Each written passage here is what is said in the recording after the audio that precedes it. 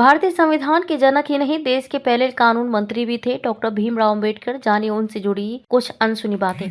हर साल 14 अप्रैल को डॉक्टर भीमराव अंबेडकर की जयंती के मौके पर अंबेडकर दिवस मनाया जाता है। इस दिन को अंबेडकर जयंती या भीम जयंती के नाम से भी जाना जाता है। उन्हें भारतीय संविधान का जनक भी कहा जाता है। उनका जन्म 14 अप्रैल 1891 में मध्य प्रदेश के महू में एक दलित महापरिवार में हुआ था। वह एक विश्व स्तरीय वकील, समाज सुधारक थे, जिन्होंने आजादी के बाद देश को सही दिशा में आगे बढ़ाने में अहम योगदान दिया था। अंबेडकर की जयंती के मौके पर आज हम आपको बताएंगे डॉक्टर भीमराव अंबेडकर से जुड़ी कुछ बातें जिन्हें आप शायद ही जानते होंगे। अंबेडकर जी से जुड़ी अनसुनी बातें। साल 1947 में भारत को आजादी मिलने के बाद B.R. अंबेडकर देश के पहले कानून मंत्री बने। अपने कार्यकाल के दौरान उन्होंने सामाजिक और आर्थिक मुद्दों के समाधान के लिए विभिन्न कानूनों और सुधारों को मसौदा तैयार करने में महत्वपूर्ण भूमिका निभाई। 29 अगस्त 1947 को डॉक्टर अंबेडकर को संविधान सभा की ड्राफ्टिंग कमेटी के अध्यक्ष के रूप में नियुक्त किया गया था। इस समिति को नए संविधान का मसौदा तैयार करने के लिए जिम्मेदार थी। अंबेडकर जी का असल सरनेम अंबावडेकर था। महाराष्ट्र के रत्नागिरी जिले में उनके पैतृक गांव अंबावड़े के नाम से लिया गया है। हालांकि उनके शिक्षक महादेव अंबेडकर ने स्कूल रिकॉर्ड में उनका उपनाम